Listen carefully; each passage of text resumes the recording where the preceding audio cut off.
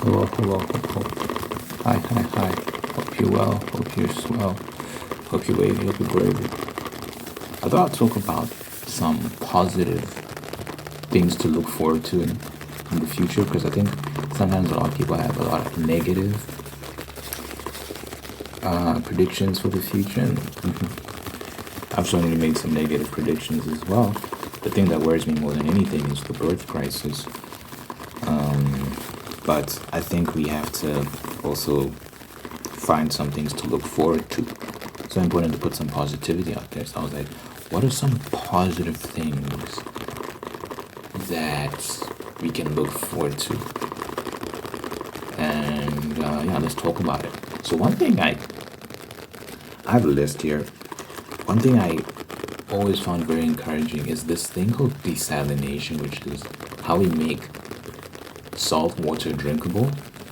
It's an expensive process, but it's getting more and more efficient. More and more countries are doing it. And as technology improves, especially now that we have AI on our side, it's going to get easier and easier to manage. We'll figure out smarter, more efficient ways to do that. And what that will allow us to do is just have this basically infinite supply of water in the form of our ocean. What percentage of the earth is water? How much of the earth is ocean? 71%. 71% of the earth apparently is ocean. So if we can turn all of that into drinkable water, man, oh man, oh man, we'll never have to worry about running out of water. And we're almost there. Desalination exists in many parts of the world. Many, a considerable amount of countries have already started using it. Again, it's expensive, but it's definitely getting cheaper. It's definitely getting easier. So I'm very curious to see in the next decade what advancements will have made on that front. Let's read. So it says, next generation desalination technologies like graphene-based membranes and solar-powered systems are making clean drinking water more accessible. These methods are energy efficient and cost-effective, addressing water scarcity in arid regions and coastal cities, potentially providing billions with reliable water sources. So yeah, it's just getting better and better. I'm very optimistic about that particular technology and how that's going to develop. I'm optimistic. It says here the nuclear energy renaissance. Small modular reactors, SMRs, and fusion energy research are driving a new era of clean, affordable energy. SMRs are safer, cheaper to build, and scalable, while fusion promises near limitless energy with minimal waste. These could slash energy costs, reduce reliance on fossil fuels, and power remote regions. The very curious thing is many countries' reluctance to lean into nuclear energy and invest in nuclear energy research and all these sort of things. And people come up with all excuses for why that is. They say, oh, it's expensive, it's complicated. It's like,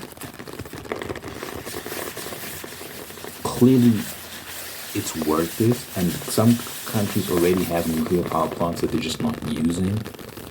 And I think the reason is obvious. It says it's going to cut energy costs, it's going to make everything so cheap. When energy is limitless, it's not expensive. So I think there's an incentive to keep things unaffordable. To keep things expensive. Because when you think about how they constantly fearmonger about the future and how the world is ending, and our climate is going to destroy us, and human beings are a cancer on Earth, and all these sort of things. And it's like we have this alternative energy source that could solve a lot of problems. It's a lot cleaner than fossil fuels, a lot cheaper than fossil fuels, a lot more efficient than fossil fuels, but they refuse to invest in the technology that would be required to tap into this energy source. So how much of your fear mongering is genuine? how much of what they say about all this sort of stuff is actually genuine, because they've been making predictions about the climate for a long time. They've been telling us the world is going to end for a long time.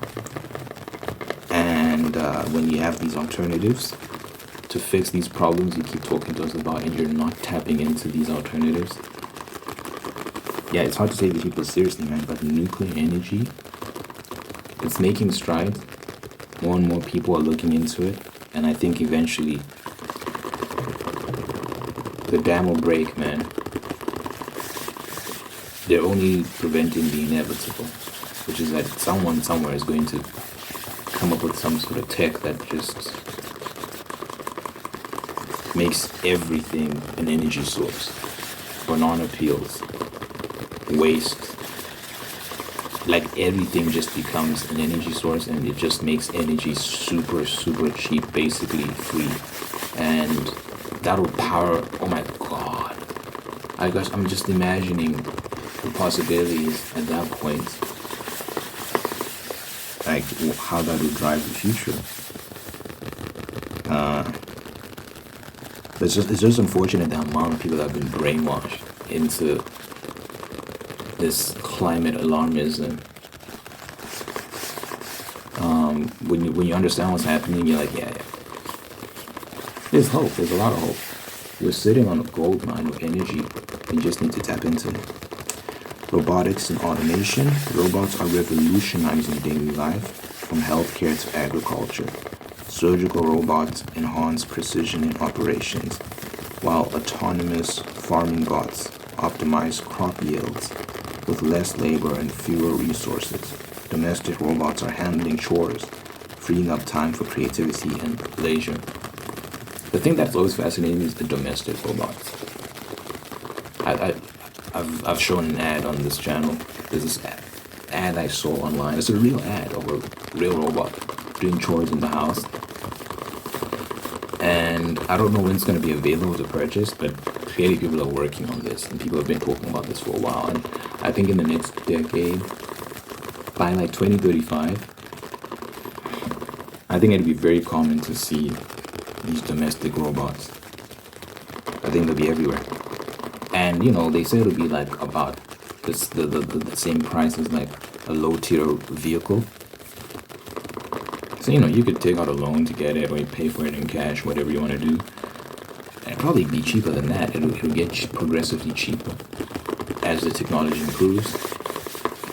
And everyone will have one. Just like cars are everywhere, I think robots will be everywhere. There'll probably be more robots than humans, to be honest.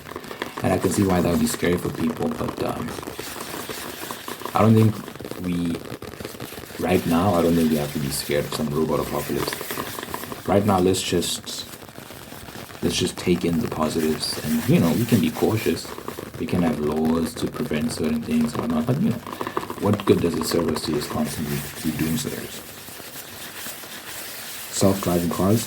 I'm excited about self-driving cars. I know some people are like oh no, self-driving cars, but you need to understand, humans are so stupid. We cause so many accidents on the roads. I think it's time that the cars take over, because the rate of accidents in self-driving cars is way less than like with humans. Human error is crazy.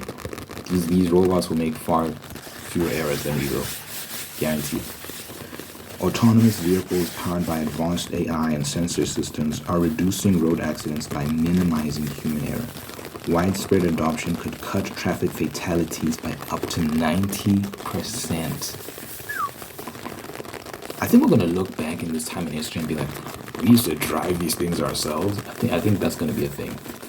And we're just going to be baffled by how people would just kill each other on the road. It'll sound so wild to future generations, how we were living. It really will. It'll just sound like the Wild West. Like, why were y'all even allowed to do that? We didn't have the tech. We had to drive the cars ourselves. It was what it was. So it says widespread adoption could cut traffic fatalities by up to 90%, improve fuel efficiency, and enable mobility for the elderly and disabled. And also, another thing is it's going to open up a new sector of the economy, because if you own a self-driving car, it can become like your Uber. People can call it to drive them around and stuff. Like Tesla's actually marketing that feature. That's something they want to implement with robo-taxis, because they've got these cyber cabs. They call them cyber cabs that they're working on.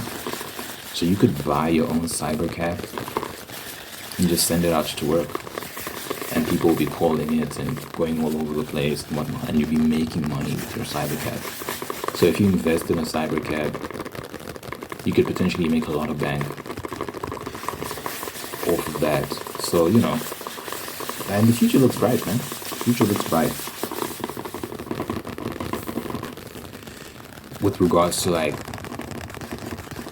the opportunities people have to make money and stuff like that. And yeah, AI-powered healthcare. AI is accelerating drug discovery, personalizing treatments, and improving diagnostics. Tools like AI-driven imaging can detect diseases like cancer earlier, increasing survival rates. Wearable health monitors are empowering individuals to manage chronic conditions proactively.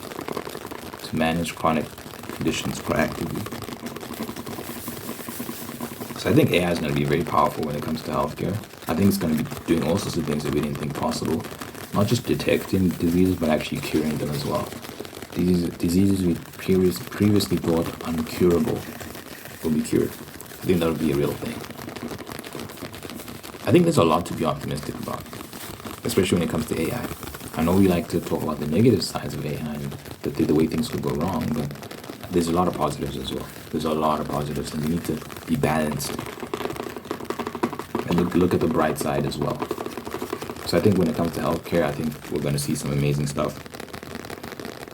Space exploration and colonization. So reusable rockets and lunar Martian habitat research are making space more accessible.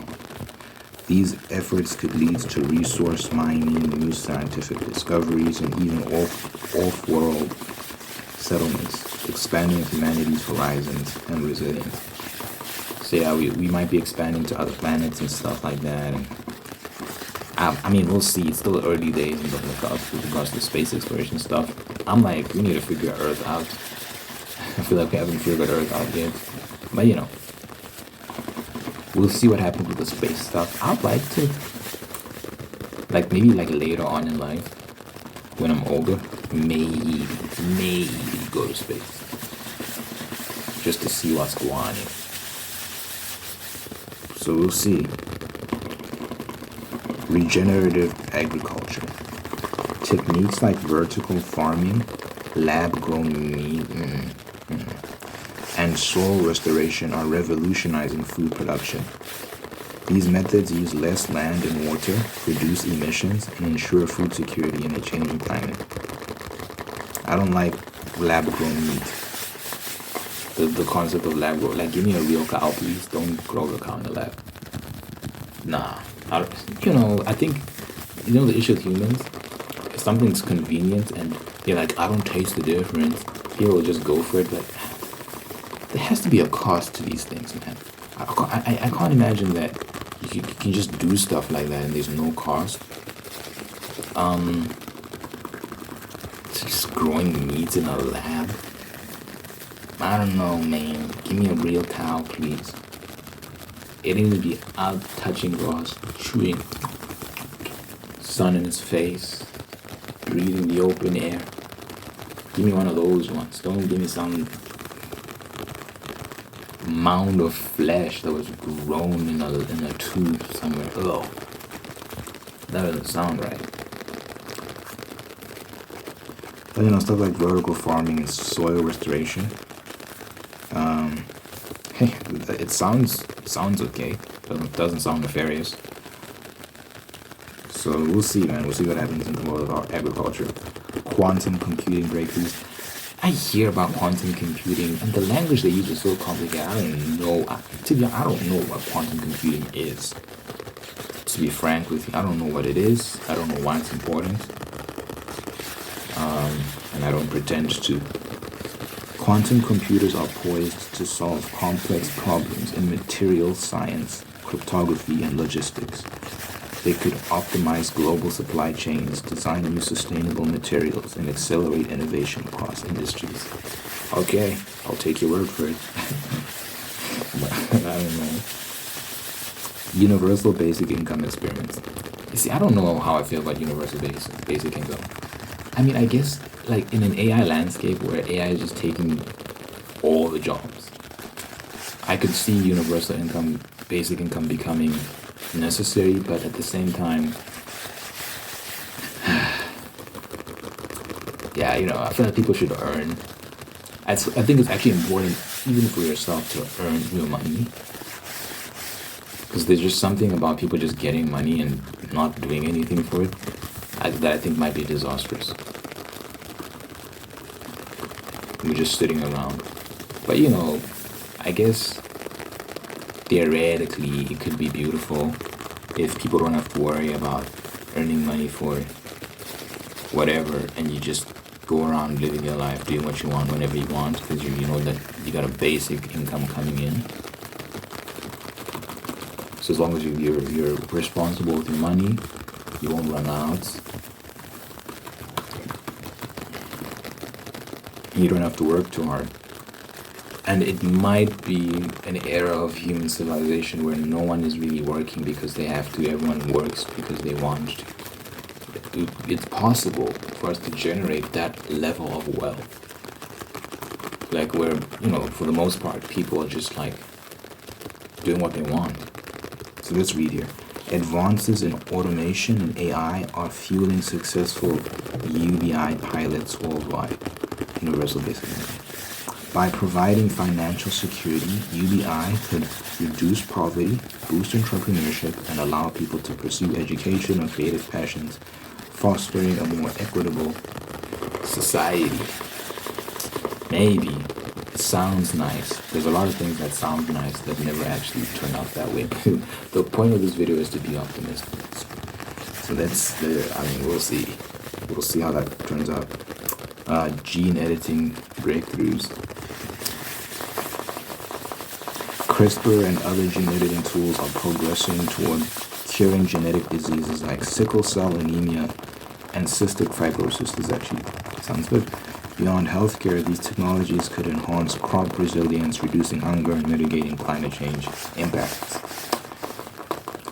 So yeah, I mean, there's a dark side to that gene editing, but I can see this being a very positive thing too. I think all this stuff, it just needs a lot of regulation. It just needs like hey, stay here. Don't go past this line. Don't go past this line, because there are going to be people that are going to try some shit, and we need to keep our eyes on them. I can see stuff like gene editing going left easily just going wrong direction. Hyperloop and advanced transportation. I'm excited about this. High-speed Hyperloop systems and electric vertical takeoff and landing. Electric vertical takeoff and landing aircraft are nearing reality. So what the hell is electric vertical takeoff and landing aircraft? What is that? So it's like engine like up, and then so stuff that can just rise vertically, I guess. Like you got helicopters that can do that, but that's not like electrical. So imagine like a car without propellers. It's like a flying car.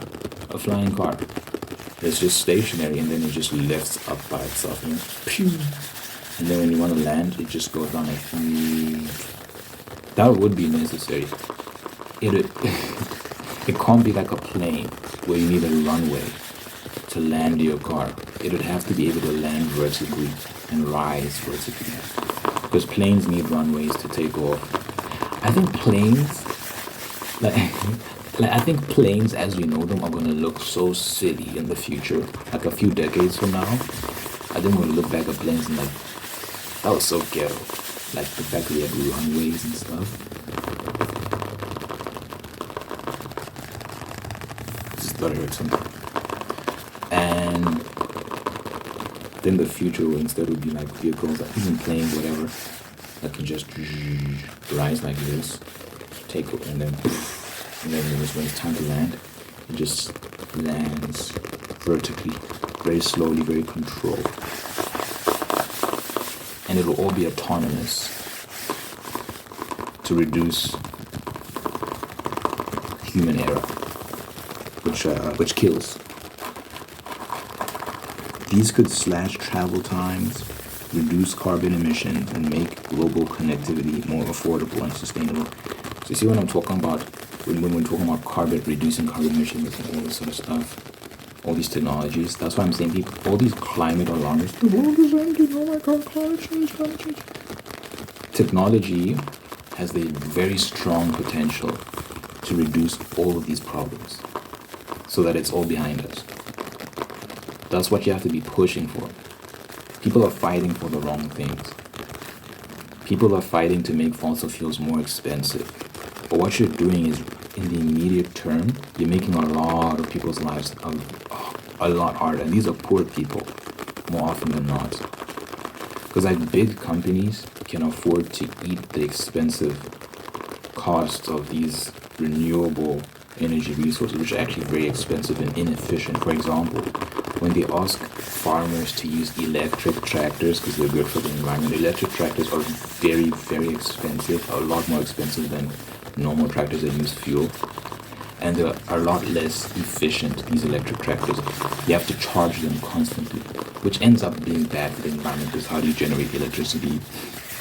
Like, you know, unless they've shifted to like these other ways to generate electricity, which are also inefficient and end up being more expensive in the long term anyway. So this is what these people don't understand when they're advocating for these nonsensical climate policies. What you should be advocating for is for people to have unfettered access to these fossil fuels and whatnot, but we're pushing for the advancements that will wean us off fossil fuels and allow us to have access to more cleaner energy resources because of the technological advancements we progress towards. And fossil fuels will help us get there. They will help us achieve our goals. So you have to be smart with regards to how you approach this issue. If you actually care about the environment, if you actually care about improving the future for future generations, without sacrificing the lives of people now. I've talked extensively about how in the UK, they say about 5,000 to 10,000 people die every year from coal because they can't afford to heat their homes because of these fuel taxes, essentially, that have made fossil fuels very expensive. So what that does is it hikes up your electricity bill because fuel is made expensive, and because they're trying to discourage people from using coal and all these sort of things, or they're forcing people to use renewable energy resources, which are just more expensive. Regardless, your electricity bill goes up. So a lot of poor people who can't afford to pay these ridiculous bills during winter, they freeze to death. That's a real thing. 5,000 to 10,000 people die every year. Not in total, every year since they've been implementing these ridiculous policies. Like, these policies are literally killing people. And these activists seem to be very okay with that. It's the price we pay. It's like, yeah, because it's not your life. It's not your mom. It's not your brother. It's not your friend. It's not your husband, wife, whatever that's perishing. So you're okay with sacrificing those lives. It's actually very dark and elitist when you think about it. They claim they care about people. They claim they care about the poor and whatnot. But it's like, look how they're treating the poor right now. It's crazy, man. So I don't trust these people. I don't like them. Because when you see the effect of their policies, when you see the effect of their movement, you judge a fruit by its tree, man. I don't listen to people's words. I like what are you actually doing? That's how we can tell whether what you're advocating for has merit or not. Like, what are the actual results? So this technology, guys, has serious potential to save us from a lot of our climate woes. I don't think it's as serious as they make it out to be, but regardless, I think the technology is the answer. So brain-computer interfaces, yeah, I don't know about that. Innovations like neural implants are enabling paralyzed individuals to communicate and control devices with their thoughts. In the future, these interfaces could enhance learning, treat mental health disorders, or even integrate human cognition with AI for collaborative problem solving. I get it for like disabled people and stuff, like people who can't see can see again, or can't walk can walk again. Stuff like that, I get it. Elon Musk's company Neuralink, they recently just posted, like there's this guy who had some brain disease and he couldn't communicate, he's paralyzed and whatnot. They put a chip in his brain and now he's on X, he has an account on X and just using his brain to make posts. That's a real thing. I think yesterday I saw that post. And he's just asking people like, what do you want to know? Ask me questions in the comments. I'm using my mind to reply, which is wild. So the future is here, guys. The future is here. And I think that's a big plus side of this stuff. But yeah, I don't know. I think we should just keep it for these people who need it. It helps them live. But the rest of us, like if you have all your motor functions, if you have all your cognitive abilities, like I don't know if we should be playing with this stuff. We'll see where that goes. Ocean cleanup and restoration. Technologies like autonomous plastic collecting drones and coral reef restoration projects are revitalizing marine ecosystems. So for all the people that are worried about the fish in the ocean, this is for you. Cleaner oceans support biodiversity, improve fisheries, and strengthen coastal communities against climate challenges. So this is what you should be advocating for. This is what you should be pushing for. And sometimes companies like this, in order to get off the ground, in order to develop their technologies, their machinery, they need access to high amounts of energy. So you might have to rely on fossil fuels in the short term to get to that point. Like, use your brain, like be long term in your thinking. Like this could work out very well if we're just practical and not emotional. This could work out very well. There's a lot of technology that could actually help the earth in the long run. So let's just make the right investments and let's be smart. 3D printed housing. So affordable, rapid 3D printing techniques are constructing homes in hours using sustainable materials. Wow, this could solve housing shortages, reduce construction waste, and provide disaster-resistant shelters for a vulnerable population. Provide disaster-resistant shelters for vulnerable populations. You know how Japan is constantly having tsunamis and whatnot? They could benefit from stuff like this. A lot of islands deal with this. A lot of islands tends to deal with this sort of stuff. When you think about Florida as well, when they got hit by Hurricane Helene, whatever.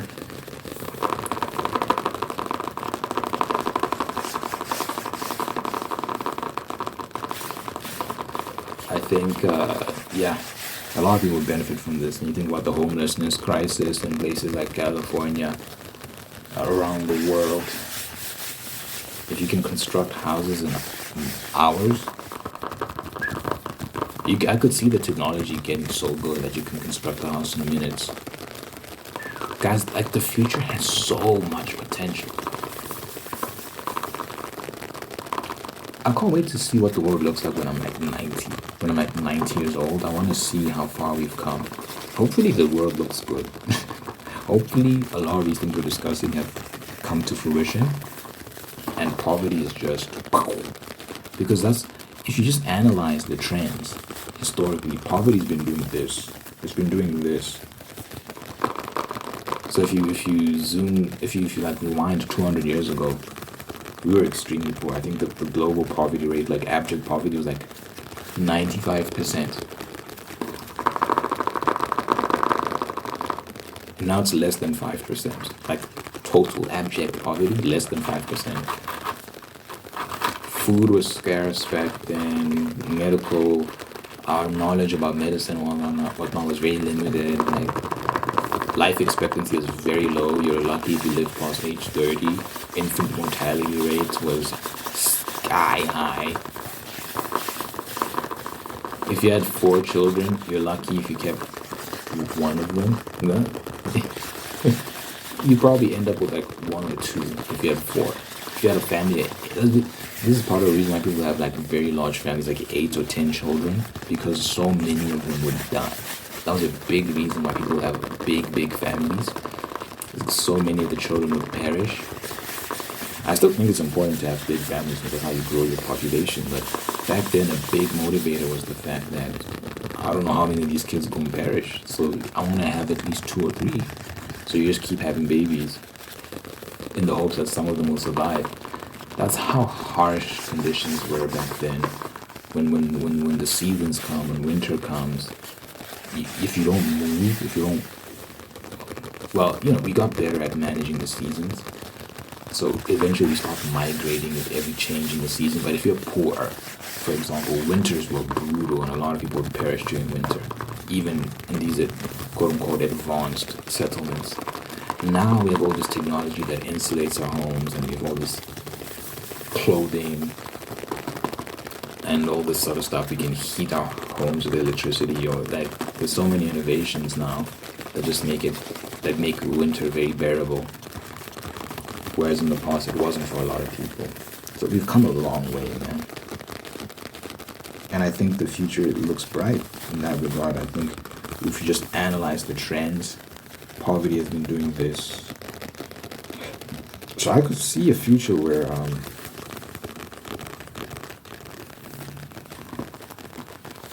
the amount of wealth we've generated for the entirety of humanity is insane. There'll always be losers. That never changes. There'll always be people who are just their own worst enemy, and they can't win, even if you like try and shove a win in their mouth. Like, take this W, bro. There's some people just like, hey man, no matter how easy you make it for them, they find a way to take an L. But I think it's gonna be extremely easy to make wealth for yourself, to live life and live well.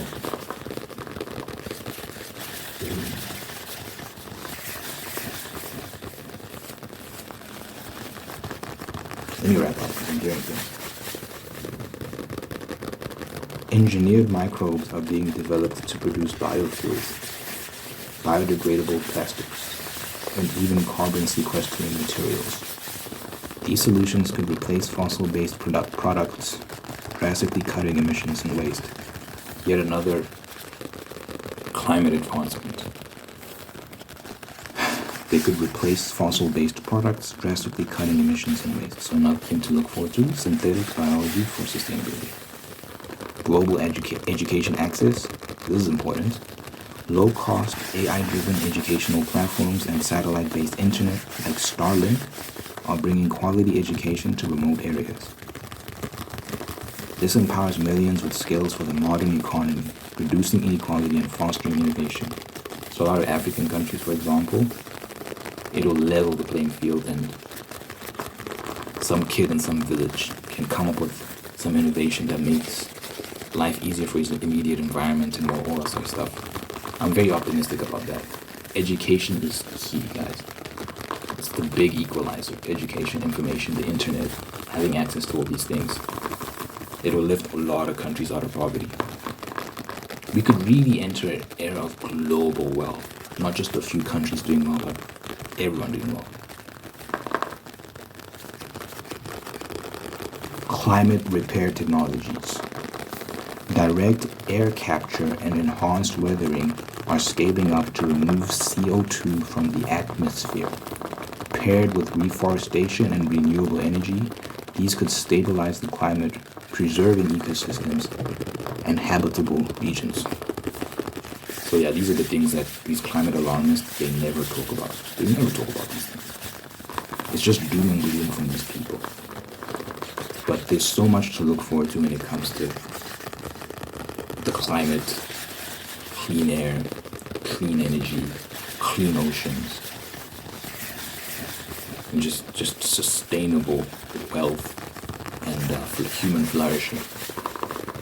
There's a lot to look forward to in that department, and we just need to invest in the technology, even if it means using fossil fuels in the short term to get to that point. It'll work out. But if we keep fighting our best, if we keep fighting to remove our best energy source that'll help us get there, we just won't get there. Because right now the alternatives are just not good enough. They're too expensive and too inefficient. So there's a lot to look forward to. There's a lot to be optimistic about. So I think we should try to be more positive more often. But yeah, y'all let me know what you think in the comments. Y'all let me know what you think in the comments. Thanks for watching.